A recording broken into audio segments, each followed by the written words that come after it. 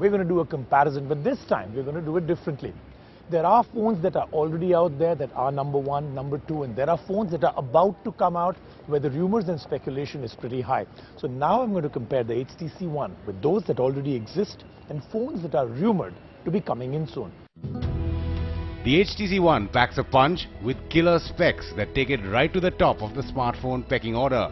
As the bar gets set very high with the HTC One, a straight shootout between this and the hottest other phones out there, the iPhone 5, the Blackberry Z10 and the yet-to-release Samsung Galaxy S4 may well be an interesting feature slam fest. The HTC One seems to be wanting to reinvent multiple feature categories, so we decided to pit it against all others in each.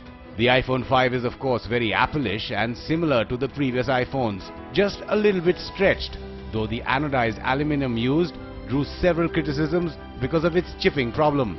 BlackBerry did a mighty good job with the Z10. Sturdy, simplistic and strong in terms of looks, this berry has truly been our favorite one yet. The Z10 does remind you of the iPhone 5 at times, and the HTC One in turn resembles the Z10 in many ways, but goes over and above as the only machined full metal unibody shell that gives it oodles of style and a very sleek feel.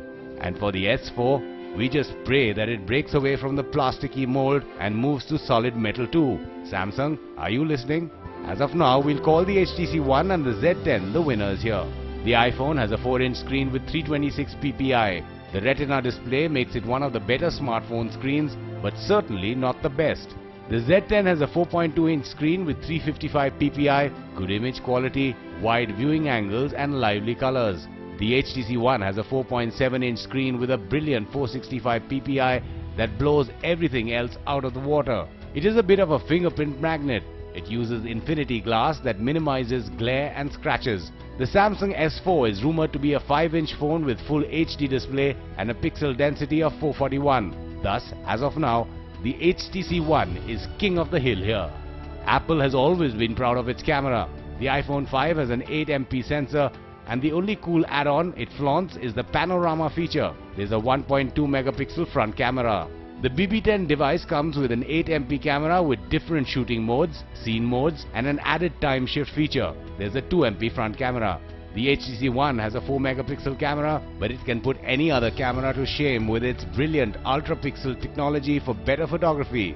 It has a 2.1MP front camera. If we go by the rumor mill, the S4 is likely to flaunt a 13MP camera.